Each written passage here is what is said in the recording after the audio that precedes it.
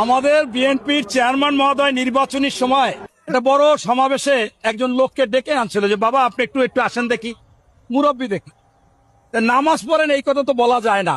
বলছে যে বাবা আপনি কি হজে গিয়েছিলেন? বলছে জি, আমি 2 বার হজ করেছি। তো বাবা বলেন একটু, জাহান্নাম আর জান্নাতের মালিক কে? তা বলছে আল্লাহ। বলছে কোনো ব্যক্তি দিতে পারবে? বলছে না।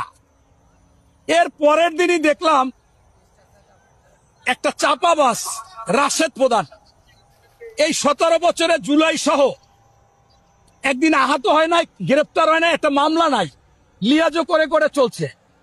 ব্যারিস্টার ফুয়াদ, একটা মামলা নাই। এরপরে জামাতের আমির সহ সবাই বলল লন্ডন থেকে মুক্তি এসেছে। আপনারা বলেন, জাতির কাছে বলতে চাই, এই জাহান্নাম জান্নাতের মালিক যে আল্লাহ, এই জন্য হিন্দু, বৌদ্ধ, খ্রিস্টান, ধর্ম, মুসলমান, শিশু পর্যন্ত জানে। এখানে তো এটা কিছু লাগে না।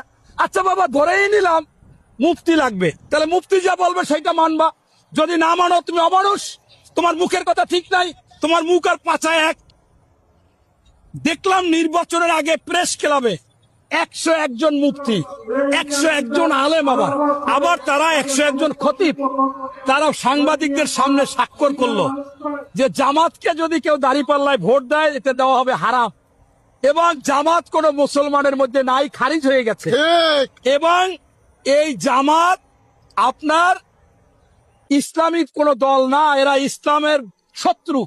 এরা যারা সৃষ্টি করেছে মওদুদ, এই মওদুদি লাঠি নিয়ে বলতো যে এই মোহাম্মদ কে রে, মোহাম্মদের এই লাঠির পরিমাণ ক্ষমতা নাই। অথচ আমরা যারা মুসলমান তারা কিন্তু হযরত মুহাম্মদ সাল্লাল্লাহু আলাইহি ওয়াসাল্লাম বলি। এমনকি এই জামাতও ব্যারিস্টার শিশির মণি নির্বাচনী এলাকায় যাই বলছে যে তোমাদের বিষ্ণু কৃষ্ণ যে কাজ করতো আমাদের মোহাম্মদও সেই কাজ করতো। নাউজুবিল্লাহ, আমাদের মোহাম্মদ কখনো পূজা করে নাই, আর বিষ্ণু কৃষ্ণ হজ আর নামাজ পড়ে না, করছে না। অতএব এরা এই নবীকে ছোট করে সবসময় কথা বলে। তাই এরাই তো মুসলমান না, এরা কার জানাজা পড়াইবে? সেই মুফতিদের কথা যদি তারা বলছে, মুফতিরা যেটা বলবে সেইটা সঠিক, তাইলে তাদের 101 জন মুফতি বলেছে, তাইলে তো এই জামাতেই তো মুসলমানের মধ্যে খারিজ হয়ে গেছে। তারা তো ভোট দিলে তাদের হারাম হয়ে যাবে, এদেরকে জানাজা পড়ানো তো দরকার নাই। আমার কথা হচ্ছে যে গতকালকে যারা সুন্নি, যারা প্রকৃত আলেম, তারা বলছে যে জামাতের কেউ যেন ওই জানাজায় না আসে, আমরা জানাজা পড়াবো, এবং ওরা আসলে জানাজা সহি হবে না। এবং সেইখানে তারা অনেকেই কালকে বিবৃতি দিয়েছেন, এবং ফজলুর রহমানের জানাজা নিয়ে তোমাদের এই কথা বলাই প্রমাণ করে তোমরা আসলে মুসলমান না, তোমরা মুসলমান না। কারণ আপনারা দেখেছেন যে লাশ উঠাইয়া কিভাবে পাইছে। আপনার হচ্ছে যে একেবারে বিদায় হজে হযরত মুহাম্মদ সাল্লাল্লাহু আলাইহি ওয়াসাল্লাম স্পষ্টভাবে বলেছে কোন ধর্ম নিয়ে বাড়াবাড়ি করবে না, কোন জাতিগতভাবে কারো স্বাধীনতা নিয়ে কোনো করবে না, এটা স্পষ্টভাবে জানিয়ে দিয়েছে। সেইখানে তারা আজকে মাজারের যারা কাজ করে বা সেইখানে যায় মাজার জিয়ারত করে, সম্পূর্ণ এটা হযরত মুহাম্মদ সাল্লাল্লাহু আলাইহি ওয়াসাল্লাম বিদায় হজে বলে দিয়েছে কোনো কিছু বাড়াবাড়ি করা যাবে না। তুমি তোমারটা নিয়ে থাকো, দাওয়াত দাও, তারা আসলে আসবে, না আসলে না আসবে।